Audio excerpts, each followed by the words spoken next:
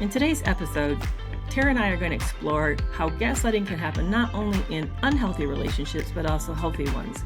We're going to take a deeper look at why this occurs in communication patterns between couples who don't mean to be hurtful or harmful to others, as well as some suggestions of what to do differently. And the self-help tip is on the difference between blind trust and earned trust and the importance of learning to protect ourselves in a different way when we meet new people. Thank you for joining us on Breaking Free from Narcissistic Abuse, where we talk about strategies, tips, and tricks on navigating and recovering from narcissistic abuse. I'm your host, Dr. Kerry McAvoy, a mental health clinician with over 20 years experience and author of Love You More, a graphic inside look at my experience of a toxic relationship. And I'm your other host, Tara Blair-Ball, certified relationship coach, abuse survivor, and author of Reclaim and Recover, Heal from Toxic Relationships with the 7-Step Guided Journal. We're thrilled that you're here with us today. Remember to subscribe so you don't miss future episodes, and leave us a review and let us know what you think of the show. I was contacted by someone through my DMs a week or two ago, and her question was, am I the narcissist? She said she'd recently had an argument. She got woke up in the middle of the night by her partner, who began screaming at her and accusing her, and she wondered if I would listen to the audio. This is not an unusual request.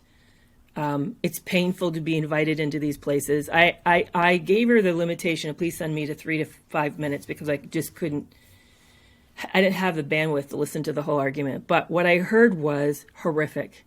And one of the things that happened in that conversation was her partner said, and it was a male, he said, how can I ever love you if you don't even love yourself? I later found out that she had been suicidal and a year earlier had been hospitalized for making an attempt on her life, and that he was connecting her thoughts of self-harm as proof and evidence of why he should had the right to struggle to love her, because he said so-called she didn't love herself. Tara, this was a classic picture of gaslighting. I had heard the term because I'd watched the movie years ago. I remember seeing the black and white version. I've seen it more than once now with Ingrid Bergman about an heiress who had a home and got into a romantic relationship and then proceeded to be starting to be driven crazy. But I didn't know to the degree that happened in relationships until I became more informed about my last relationship and realizing that gaslighting was a regular feature of that relationship. And then realizing gaslighting has been a regular feature of my life, unfortunately, I hate to say. Mm-hmm. What was your first exposure to gaslighting too? I'd love to hear your story about that. I too realized after the fact that I had experienced it for a long time in my life, definitely throughout my childhood, definitely through several unhealthy, toxic, abusive relationships. I don't know when I first heard the term, but I do remember whenever I did first heard the term, I remember all of the backlash against it. And maybe this is something you can speak to too, and I have found that just being a content creator in this space, helping make other people aware of gaslighting, is that there's a lot of anger with anything being identified as gaslighting. I've seen a lot of pushback from people. I know in my last relationship, when I pointed out that certain behaviors were gaslighting, I received a lot of abuse in return, a lot of personal attacks, like being told, oh, well, you're the one gaslighting. And so it's very much a trigger word that I think can make people, I don't know, it's a really big reaction, and I don't really totally understand why. Yeah, I've noticed there's two problems, I think. One is I think many people don't know they're gaslighting when they're gaslighting. And I also think that we don't always know what gaslighting is. So we may accuse others of gaslighting when they're not technically gaslighting. But I think a lot of us struggle. Let's break it apart. I think there's those who are intentionally being deceptive, exploitive, and manipulative. And they're gaslighting to keep the other person off balance, maybe even to maintain control. Definitely a major dynamic, especially when you see narcissistic abuse. That's a big component. But a lot of us gaslight. Once I learned more about the term and the terminology and the definition of it, I realized I gaslit my kids a lot. I didn't mean to. It was and it convicted me. I felt really bad when I stood back and saw that I've been doing that. So I think that it's a lot of times people who don't mean to be doing it, don't try to be harmful to others.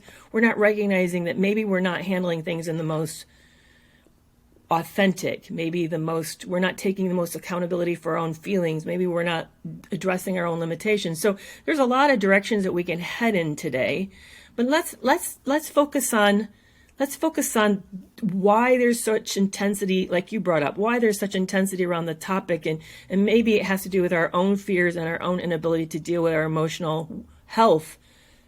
And that's why there's so much anger. So I think that's a new angle that's not been discussed before. Gaslighting and narcissistic abuse is if I want a popular content to create one on gaslighting, and I know it will do well because people have a lot of energy around it. But I do think it calls us into question of how to deal with each other in a more responsible way. And maybe that's where the fear is, which then causes the backlash. Mm-hmm. And I do think you're right that definitely people can gaslight unintentionally.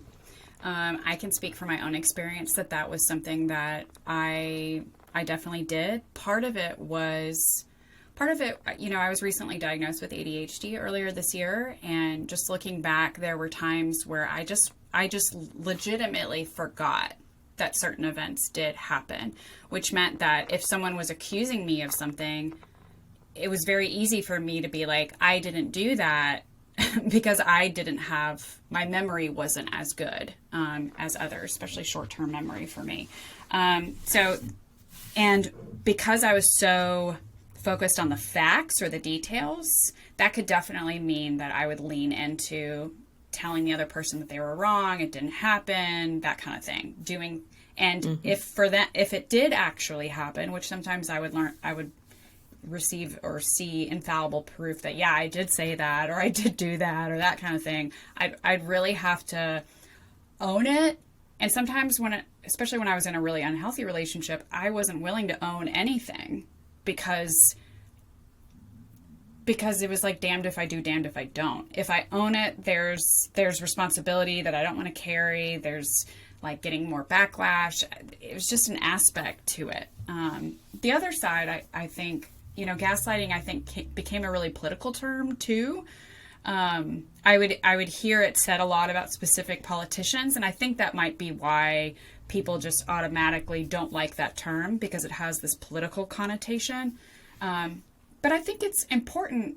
I mean, even politics is about relationships. And so it's a lot about seeing how we communicate, and are we, does it really matter that we focus on the facts? Because two people can have different experiences of the exact same event, but are we taking that extra step to try to tell someone, oh, it didn't happen, that their feelings are invalid, that extra step.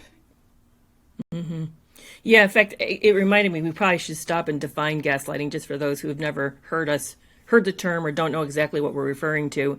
And I know I've talked about it in podcasts in the past, but just let me still revisit that just because. So gaslighting actually is whenever somebody brings up an issue, instead of addressing the issue, you address the person who's bringing up the issue, and you either label them as being too sensitive, as not remember things correctly, or you imply there's something kind of inherently wrong with them for bringing the issue up. One of the subtypes of gaslighting is DARVO, which is you deny what was brought up, you attack the person for bringing up the issue, and then you act offended that they have brought the concern or the conflict to you. So you literally flip the role and act like you're being victimized by just conflict, just trying to work through a decision. It could be as simple as, hey, did you do the dishes, or who took out the garbage? And the next thing you know, you've got this massive argument on your hands, and the person claiming that you're always nagging or whatever it is.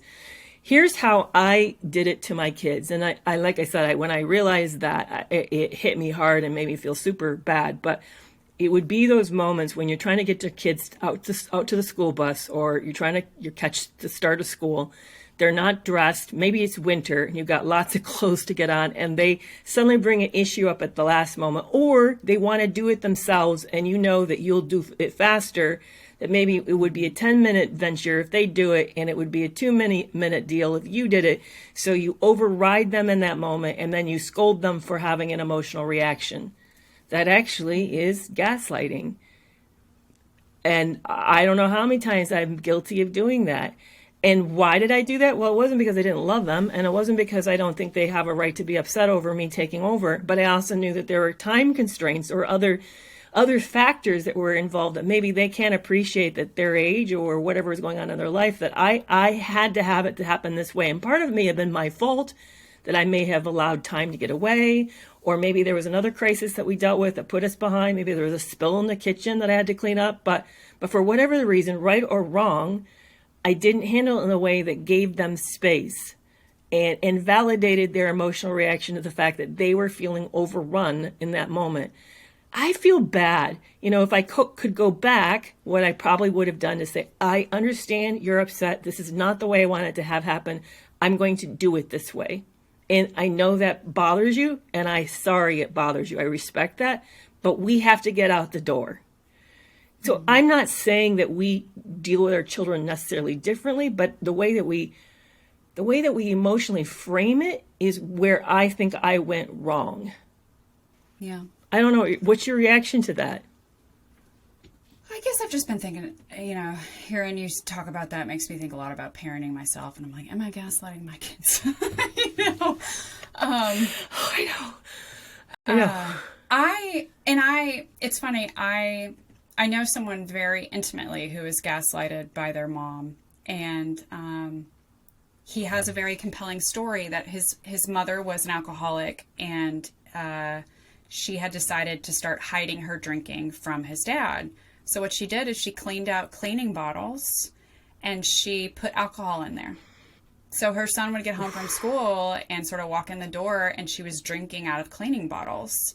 And he'd say something to her like, why are you drinking out of cleaning bottles? And she'd be like, what are you talking about? That's so crazy. And he used this as an explanation for why he over-explains as an adult.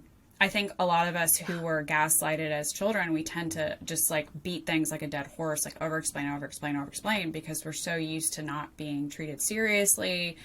We try to find some special way. It can have that impact on our communication for a long time. And I do agree that sometimes it can be just, I hear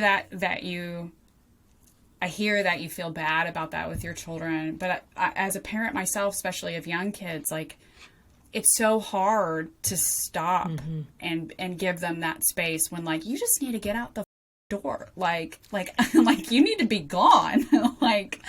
Yeah. I mean, it's just the stress and life of parenting. It's a lot.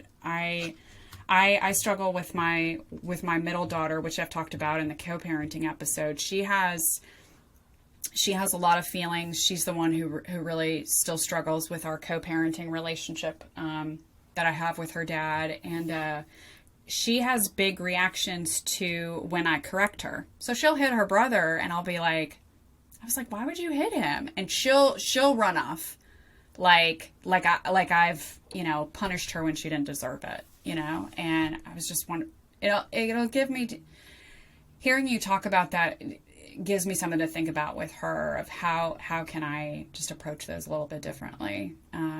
Because sometimes it is unreasonable. Like literally you have to get out of the car. We're in the car line. I don't have time to deal with your feelings. Yeah, no, life is not going to stop. Yeah, exactly. Right. That's the reality. We know life's not going to stop. It becomes, I know the times that I have been guilty of it, or it happened a lot when I was growing up, and I know that my parents did it because they were financially drowning, because there was too much going on, because they didn't know how to show up for me in the way that I needed. Nobody knew that I was autistic and that I was struggling. I was struggling terribly socially.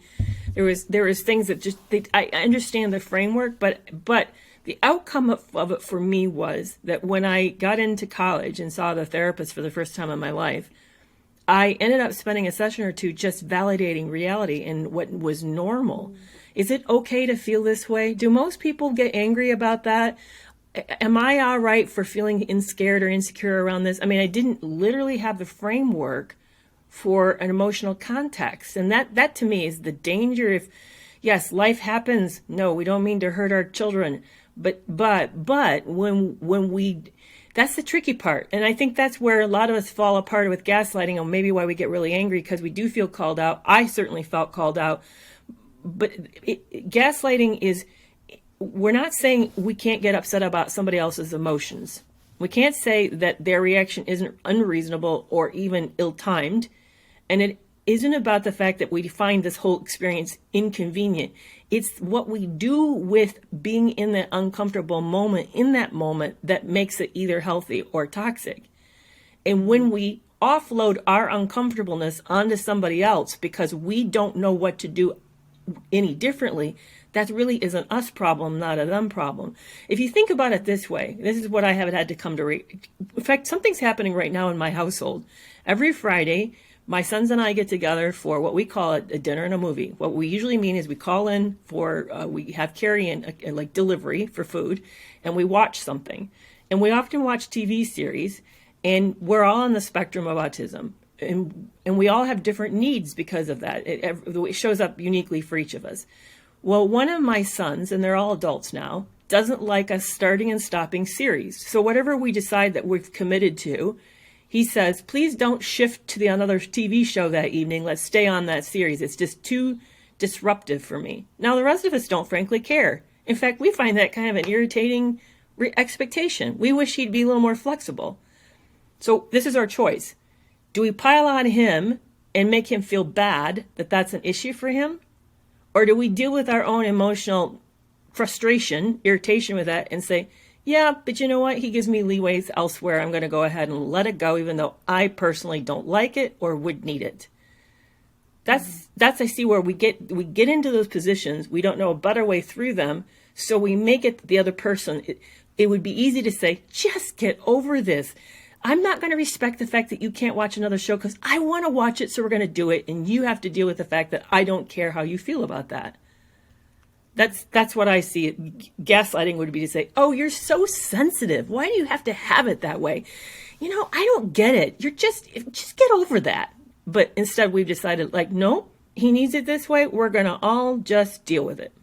Interesting. So do you think of a time when you've gaslit or those around you have gaslit, and why do you think it's happening? And maybe we then also can maybe we can also start talking about how can we be different? How can we show up better in relationships? So I've helped a lot of clients with gaslighting, and the place where I see it the most often really is in conflict and fights. I can think of just multiple examples specifically of a lot of times it's actually been my male clients, and I don't know if this is a gender thing or whatnot. I have my own theories on it, but I have seen it in several of the heterosexual couples that I worked with where gaslighting occurs. It's because the man believes the woman is being too sensitive, and that's why she's having that reaction. And what I have seen it more, instead of her being too sensitive or anything like that, it really comes from his discomfort with her feelings. So it really just connects back to like people pleasing. Like he's not wanting the conflict. He's not wanting to have these big discussions about emotions.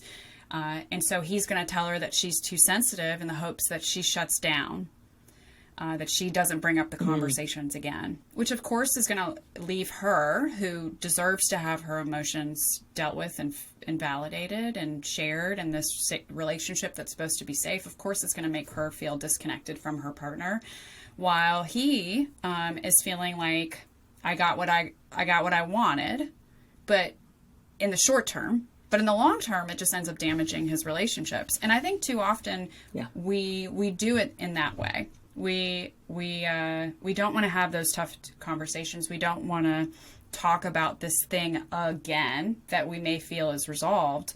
But clearly it's not resolved. If one of us is still bothered by it, is still wanting to bring it up, something isn't resolved. And if it's not getting resolved, that might be a reason to like look at how you approach it differently, get outside help, that kind of thing.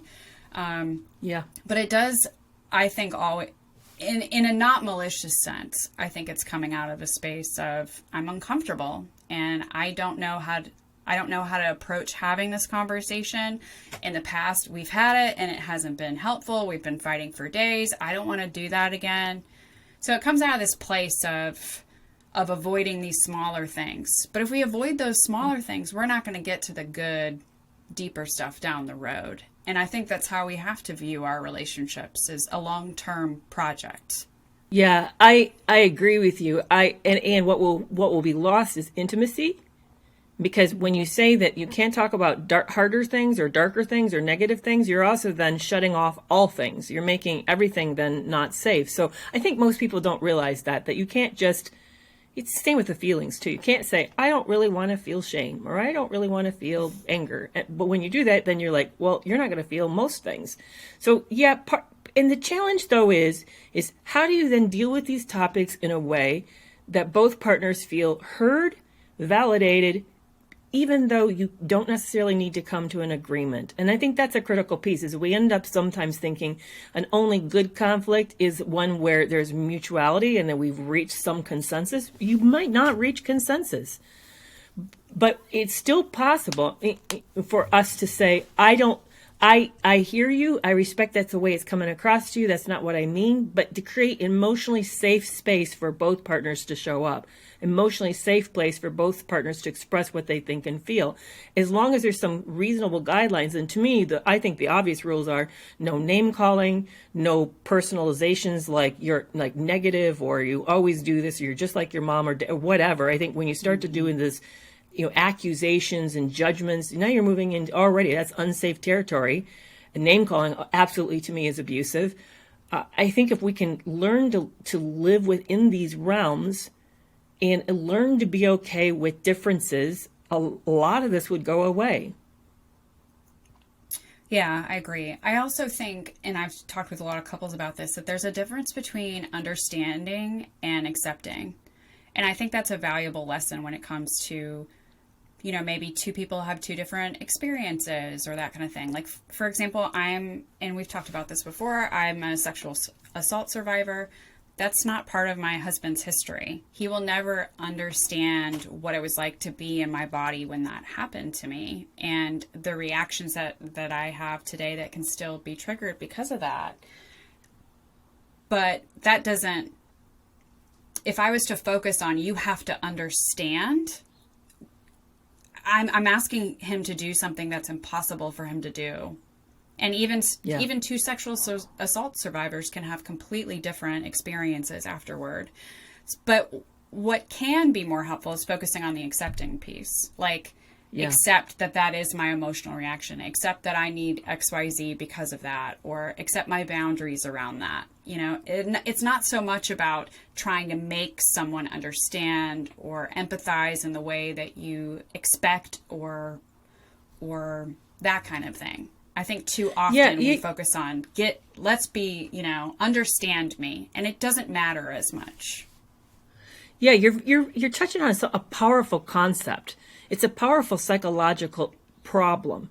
And that is, can we get to a place of validating our own internal reality about something and having that be a sufficient enough reality without outside validation? Let me give you, for instance, I am a catastrophic survivor of sexual assault. I rarely meet anyone who's had the story that I have. Now, if I'm shaky about the validity of that, and I hear another story of, say, something that if I rate mine a 10 on a scale of 10 out of 10, and I hear a story that, in my opinion, is a 1 out of a 10, but because I'm insecure about my own story, then I, in my mind, will compete with the 1 and say, it wasn't that bad. I've survived worse. Mm-hmm. And now I can't show up for that, maybe been a different experience. For that person that had their experience, that is a 10 out of a 10 for them. It doesn't need to line up on some imaginary scale in my mind. Mine can be awful, and it is not a takeaway to have yours be awful too. Mm-hmm. I think when we come into these places of, even if let's make it simple again, taking the garbage out. If I come to my partner and say, I'm taking the garbage out all the time. I thought we agreed it's going to be you do it this way and I take care of this part. And if the other person's like feeling at their end, overwhelmed, exhausted, if we see it competitively, like somehow the other person having an issue is a takeaway from our place of being overwhelmed, then we get into this dangerous space in which then we start to invalidate and minimize the other person's feelings, which is a form of gaslighting. It's learning to be okay with, you have a bad story, you're in a rough place, I have a bad story, I'm in a rough place, and there's space for all of us to be in that place. Yeah, I love that. It also reminds me of this whole thing that I read. I read it actually about division of labor and couples trying to assess that for themselves, but it said that everyone automatically overestimates what they do in a home.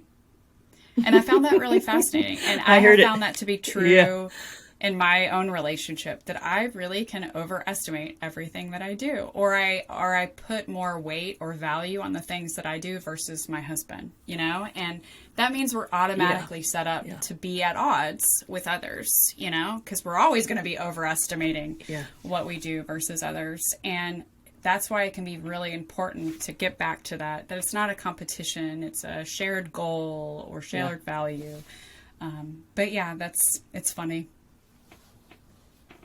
Yeah, that's a good point. I think this is obviously a conversation we're going to revisit because there's loads of sides to this. But I think the good first starting spot is to understand that a person's emotional reaction to something has really no bearing on your own emotional reaction. The both can simultaneously exist without negating or taking away or subtracting from each other's experience.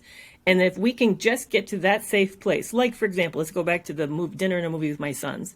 So my one son doesn't like us to break up the evening with two different shows. Okay. The rest of us can, but we're not out a whole lot. When we measure his discomfort against ours, we can tolerate his discomfort, and nobody's correct. We're all right. We're all correct. Every single one of us correct. But we can agree to disagree and move forward out of respect for him versus the rest of us. I think that's the challenge, to get there, to come to that kind of safety inside of ourselves. I think, too, that we should also just point out the importance of not focusing on the details.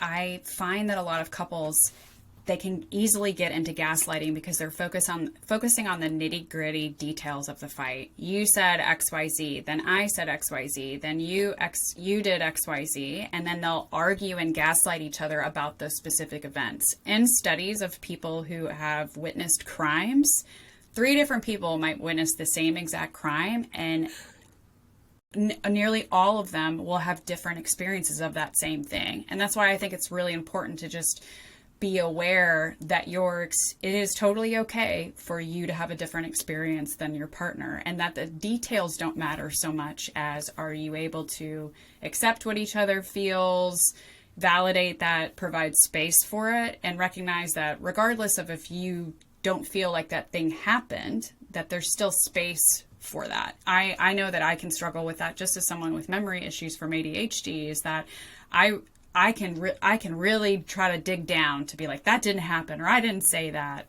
But that's not where it matters. What matters is the impact whatever had on my partner and my partner's feelings about it. Yeah. My late husband and I would get into an argument that would become repeating. And I finally got to the place where I would say, I didn't mean to have that be said. I'm not for sure what you heard, and it may have come across that way. If so, I apologize. But let me say it again, what I really meant. And then we check back to see if he heard that, if it came across different. But you're right. We could double down and just argue on he said, she said, and never get anywhere when neither of us really actually meant that to be. It wasn't the focus. It wasn't the problem. It's just suddenly we felt invalidated, and we were going to defend that invalidation. Well, this has been fascinating. I appreciate getting into this because usually we take it from the angle of abuse, but we usually don't go. I usually have never talked about it from the angle of healthy relationships doing this, but I think it's something that we need to be mindful because back to where you started this whole thing. We may be abusive accidentally. We're not abusers. We're not meaning to be hurtful to people, but we can stumble into it occasionally for other reasons. And I think it's important for all of us to take a check once in a while and take a look at ourselves. Mm-hmm. I totally agree. I'm going to think about it with me as a parent now. Yeah, I know. It's hard work. It is. And you're in the throes of it right now too. It's just with little ones, that makes it really hard.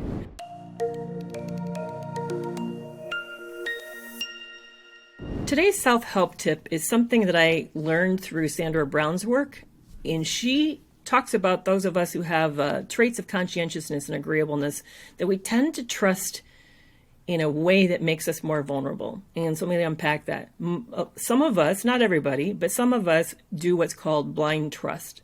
What that means is that we assume people are good-willed and we give them the benefit of the doubt when we meet them, and we act as if there's mutually good intentions on both sides. The problem with that is that roughly 20% of the world are not necessarily good people, and they may have ulterior motives. So the concept she urges people to consider, and I totally agree, is having people earn our trust. So to enter a new situation with a new person from the standpoint of saying, I don't know this individual's ethics or their intentions with me, so I'm going to approach this authentically with myself. In other words, show up in the way that makes me feel good about who I am, but reserve my confidence in this person's good intentions until I see more evidence to say it's worth the investment. In other words, they earn the trust. I know not everybody likes that idea, that feels uncomfortable, but I think it's wise to do this. And I also think there's nothing lost by doing it. I think to say this, to have a wait and see attitude when we meet new people is protective and not necessarily a loss to the individual. I see things like learning to dance with someone, that they take a step, you take a step, you take a step, they take a step. But to have this kind of observational mutuality and make sure that there's a reciprocal piece to this relationship, instead of filling in the blanks with what you hope and you assume without really a lot of evidence. That's where I got into trouble whenever I've been into a toxic relationship, is because I made assumptions that may not have earned. I see this a lot as when I was dating. I didn't call it quite the same that you did. I called it being an observer. And that was a helpful tool for me when I was dating. It's just, I found just the similarly that I would enter into these toxic relationships assuming that the other person had my best interest at heart. And of course they didn't. But when I started trying to date in a healthy fashion, I really focused on being an observer, of sort of like taking a step back and really assessing interactions, assessing the things that the person said. Because, I mean, hindsight's 20/20, but when I looked back, I always had indicators of red flags early on that I would just sort of brush aside because I was assuming best intentions. But being like an observer was a way that I could sort of take note, like, oh, this is a red flag. Is this a red flag enough for me to not date this person again? Or is this something I need to learn more about? And that helped me in how I sort of showed up differently. Yeah, I love that. It's a great another alternative viewpoint of this. I think maybe for some of us that might be more palatable than to think earning. I think the idea of earning for some people makes it feel conditional, like I'm unconditionally versus conditionally accepting or loving or validating someone. No, that's not what we're talking about. We're just talking about an interpersonal interactiveness, the degree that we take risks with this person. That's all that we're talking about. We're not talking about being judgmental about another person's way of life or who they are. Just making sure they've earned the more private parts of yourself. Mm-hmm. Or you depending on them on things that maybe really big, like financially or with your heart or with your kids. So yeah, I love that. That's a great idea. Did you discover today that you may gaslight? If so, what do you think you'll do differently going forward? And what do you think of letting others earn your trust before just giving it to them blindly? You can let us know by emailing us at hello@breakingfreewithkerrytara.com. If you haven't yet, make sure you follow or subscribe, write us a review, and if you know someone who would benefit from this episode, make sure to share it with them. If you're not following us on social media yet, you can follow me at tara.relationshipcoach and Kerry at Kerry McAvoy PhD. We will see you back here next Monday where we'll be talking about cognitive dissonance.